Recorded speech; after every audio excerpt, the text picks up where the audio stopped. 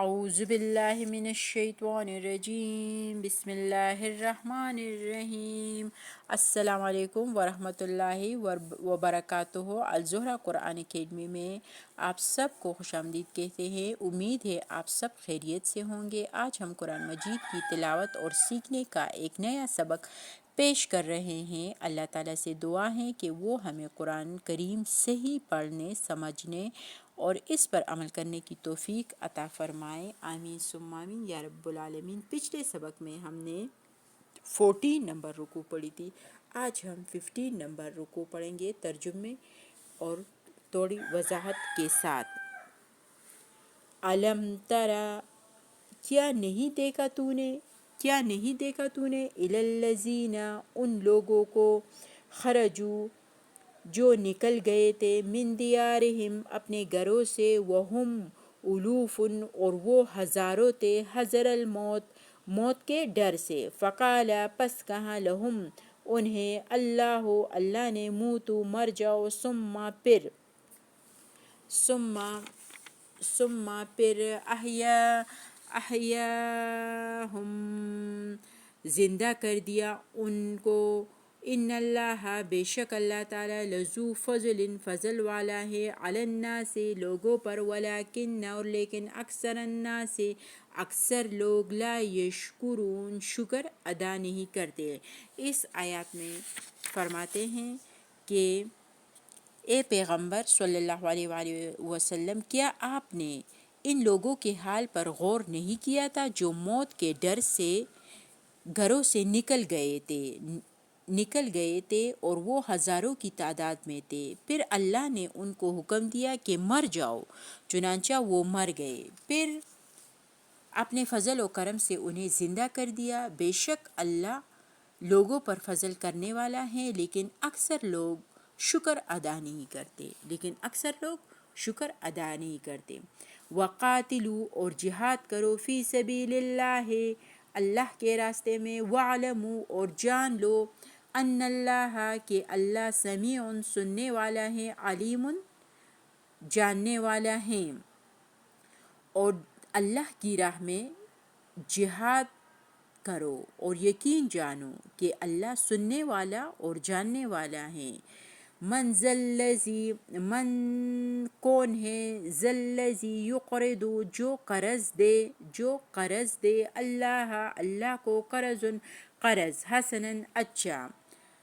فیضاعفہ، پھر وہ بڑھا دے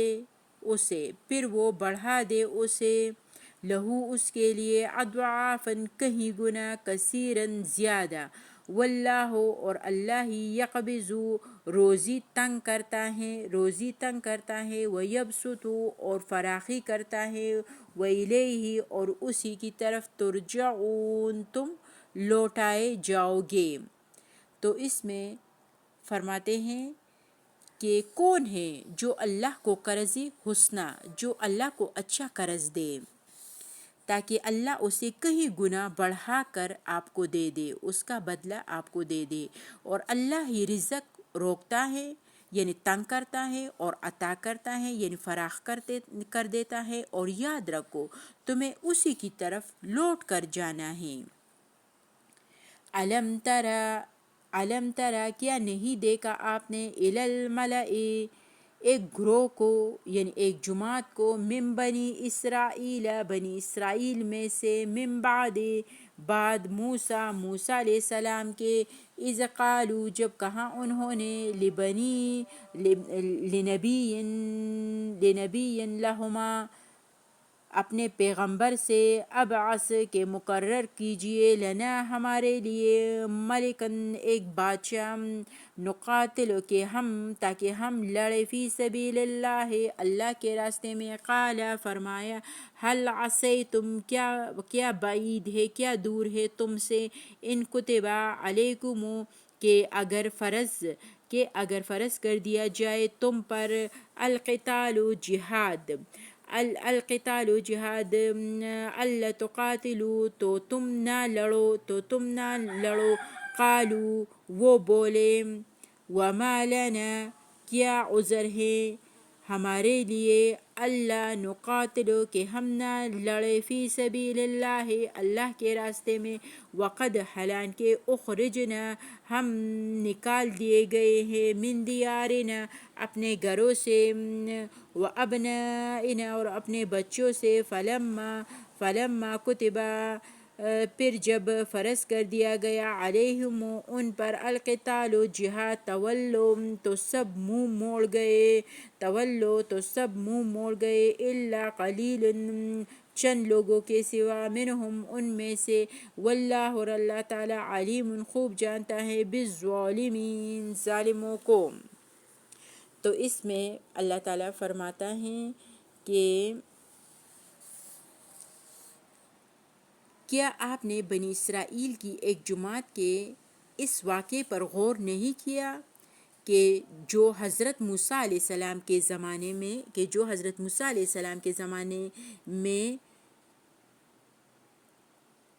پیش آیا، جب انہوں نے اپنے نبی سے کہا کہ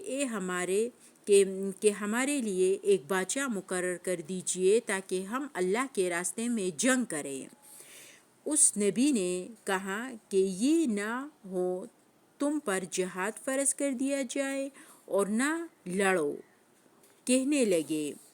کیا وجہ ہے کہ ہم اللہ کی راہ میں نہ لڑیں گے حالانکہ ہمیں اپنے گھروں سے نکالا گیا ہے اور اولاد سے دور اور اولاد سے علیحدہ کر دیا گیا ہے، لیکن جب ان پر جہاد فرض کیا گیا ہے تو چند لوگوں کے سوا سب پیٹ پھیر کر بھاگ گئے، اور اللہ نافرمانوں کو خوب جانتا ہے۔ وَإِذْ قَالَ اور جب کہا لَهُمْ ان سے نبیہم ان کے نبی نے، ان اللہ بے شک اللہ تعالی نے قد تحقیق بعث مقرر کر دیا لکم تمہارے لیے طالوت کو ملکن بادشاہ، قالوا وہ بولے ان یکون کیوں کر ہو سکتی ہے لہو اس کی الملک بادشاہی یا حکومت علینا ہم پر، ونحن اور ہم احق زیادہ حقدار ہے بالملک حکومت کے، منہ اس میں سے، ولم یؤتا اور اس کو نہیں دے گی سعاتن فراخی، من المال مال میں سے، وقال فرمایا ان اللہ بے شک اللہ تعالیٰ نے اصطفاہ چن لیا ہے اسے علیکم تم میں سے، تم پر، وزادہ اور زیادہ دی اسے بسطۃ فراخی، فی العلم علم میں، والجسم اور جسم میں، واللہ اور اللہ تعالیٰ یؤتی دیتا ہے ملکہ اپنا ملک، من یشاء جسے چاہے، واللہ اور اللہ تعالیٰ واسع بڑا وسعت والا ہے، علیم جاننے والا ہے۔ تو اس میں اللہ تعالیٰ فرماتا ہے کہ وہ ان کے نبی نے کہا کہ اللہ نے طالوت کو تمہارا بادشاہ مقرر کیا ہے، کہنے لگے بھلا اسے ہم پر کیوں کر حکومت کا حق حاصل ہو سکتا ہے حالانکہ ہم اس سے زیادہ حکمرانی کے حقدار ہیں، اور اسے تو مال اور دولت کی وسعت بھی حاصل نہیں ہے، یعنی اس کے پاس تو نہ مال ہے نہ دولت ہے نہ لمبا قد و قامت ہے، کچھ بھی اس کے پاس نہیں ہے، پھر اس کو یہ بادشاہی کیوں مل رہی ہے؟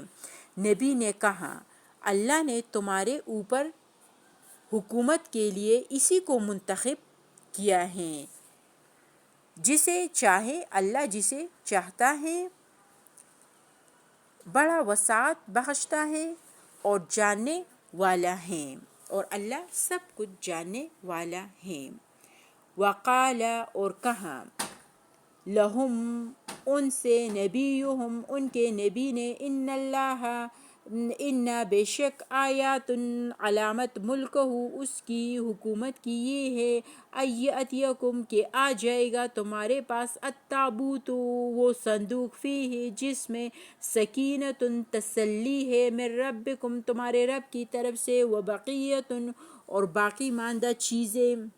اور باقی ماندہ چیزیں مما ان میں سے ترکہ جو چھوڑ گئی تھی آل موسیٰ موسیٰ علیہ السلام کی اولاد و آل ہارون اور ہارون علیہ السلام کی اولاد تحملہ اٹھا لائیں گے اسے الملائکۃ فرشتے ان بے شک فی ذالک اس میں لآیات نشانی ہے لکم تمہارے لیے ان کنتم اگر تم ہو مؤمنین ایمان والے یعنی مومن۔ تو اس کی تفسیر ہے اور ان کے نبی نے ان سے کہا کہ دیکھو طالوت کی حکمرانی کی نشانی یہ ہے کہ تمہارے پاس وہ صندوق آ جائے گا جس میں تمہارے رب کی طرف سے تسکین قلبی یعنی دل کو تسلی دینے والی اور باقیہ اشیاء بھی ہیں اور چیزیں بھی اس صندوق میں موجود ہوں گی جو آل موسیٰ اور آل ہارون چھوڑ گئے تھے، جو حضرت موسیٰ علیہ السلام اور ہارون علیہ السلام کے قوم چھوڑ گئے تھے، اس کو فرشتے اٹھائے ہوں گے، اس صندوق کو فرشتے اٹھائے ہوں گے۔ یقیناً تمہارے لیے اس میں بڑی نشانی ہے اگر تم یقین رکھتے ہو، اس میں تمہارے لیے بڑی نشانی ہے اگر تم یقین رکھتے ہو۔ تو آج کی سبق ہماری یہاں پر کمپلیٹ ہوتی ہیں۔ اگر آپ کو ہماری ویڈیو پسند آئے تو لائک کریں، اپنے عزیزوں کے ساتھ شیئر کریں اور مزید قرآن سبق کے لیے الزہرہ قرآن اکیڈمی کو سبسکرائب کرنا نہ بھولیے۔ السلام علیکم ورحمۃ اللہ وبرکاتہ۔